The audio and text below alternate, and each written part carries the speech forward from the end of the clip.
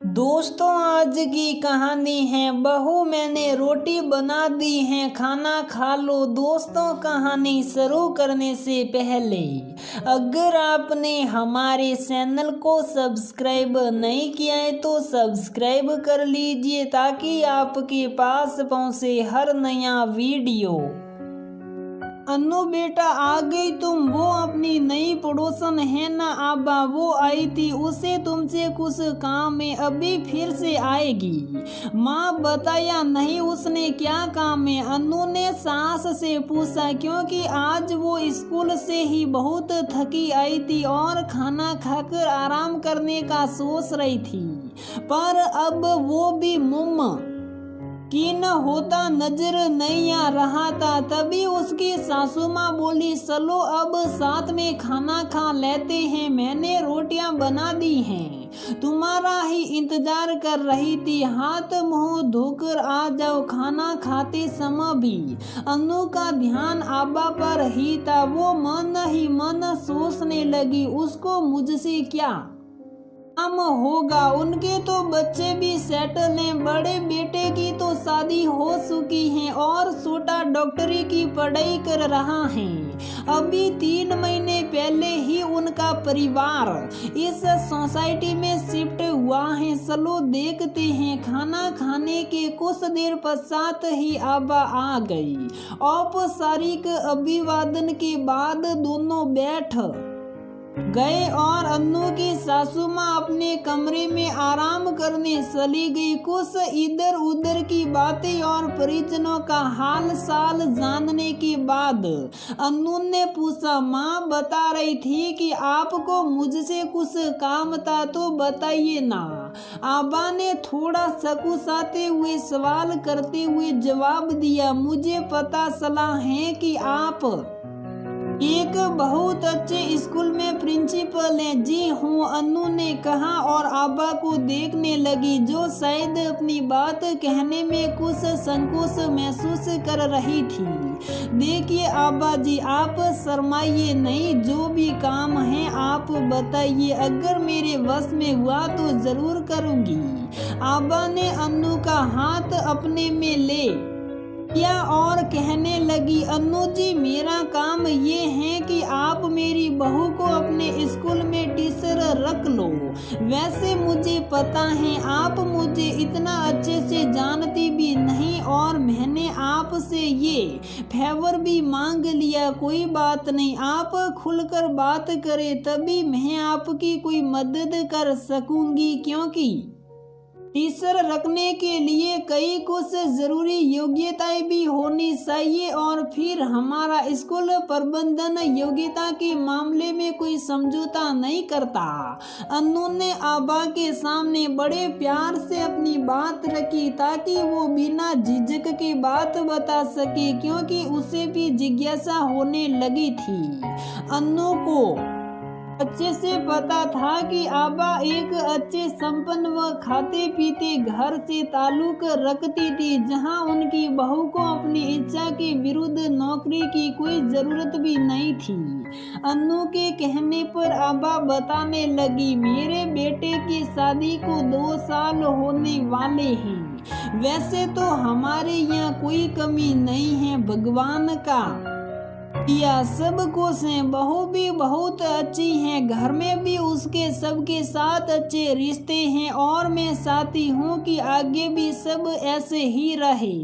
अन्नू को हैरानी से अपनी ओर देखते पाकर आबा आगे कहने लगी, आप हैरान हो रही हैं कि सब सही होते हुए भी मैं क्यों आपके पास आई हूँ। दरअसल हमारे घर में मेरे और बहू के अलावा सब लोग काम पर जाते हैं। बड़ा बेटा एक MNC में इंजीनियर हैं, एक शादीशुदा बेटी भी इंजीनियर हैं, मेरे पति सरकारी अफसर हैं और छोटे बेटे की डॉक्टरी की पढ़ाई बस खत्म ही होने वाली है। पढ़ाई खत्म होते ही उसकी भी शादी हो जाएगी।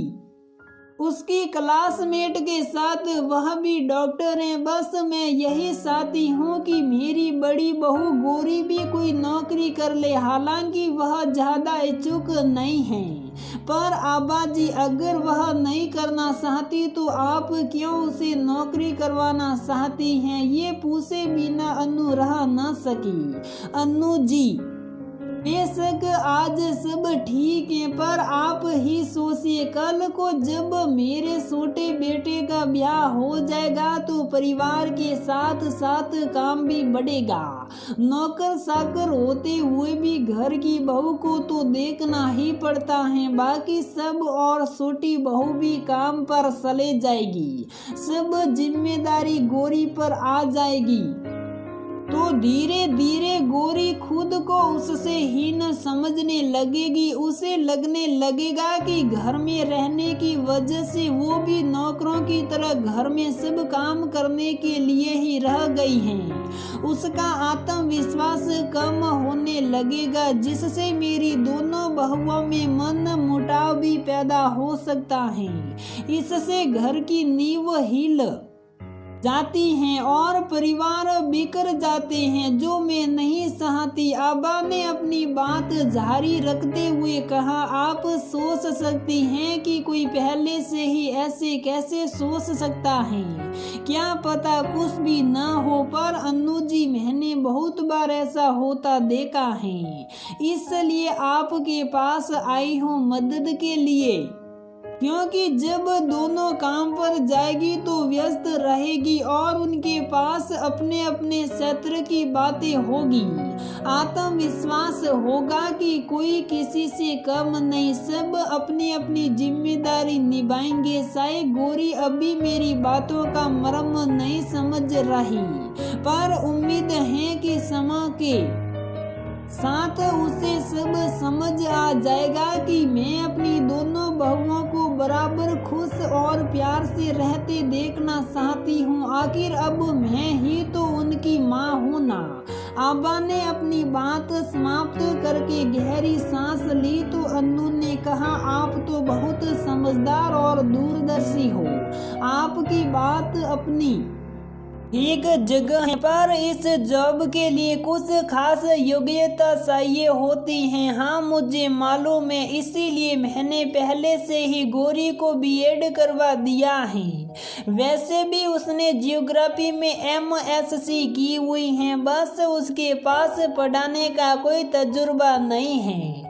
हमारी गौरी बहुत होशियार और मिलनसार भी हैं। आबा ने सारी बातें कह सुनाई। अनु कहने लगी, फिर तो एक एक कप चाय और साथ में कुछ मीठा लाती हूँ, क्योंकि गौरी के पास योग्यता तो है ही, और आज ही मैं भी स्कूल में कुछ विषयों के लिए नए अध्यापकों की भर्ती के लिए अधिसूचना जारी करवा के आई हूँ। तो आप गौरी से अर्जी देने के लिए कहे, फिर इंटरव्यू हो तो बाकी जो कुछ मैं कर सकी जरूर करूंगी। आप निश्चिंत रहे, क्योंकि आपकी सोच आपके विचार मुझे बहुत पसंद आए हैं। तो शायद मैं दूसरों की टीचरों पर आपकी शिष्य बन गई हूँ।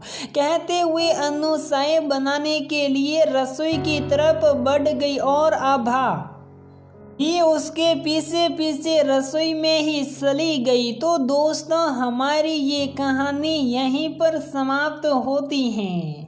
अगर आपको हमारी ये कहानी पसंद आती है तो वीडियो को लाइक करें, शेयर करें और हमारे चैनल को सब्सक्राइब जरूर करें।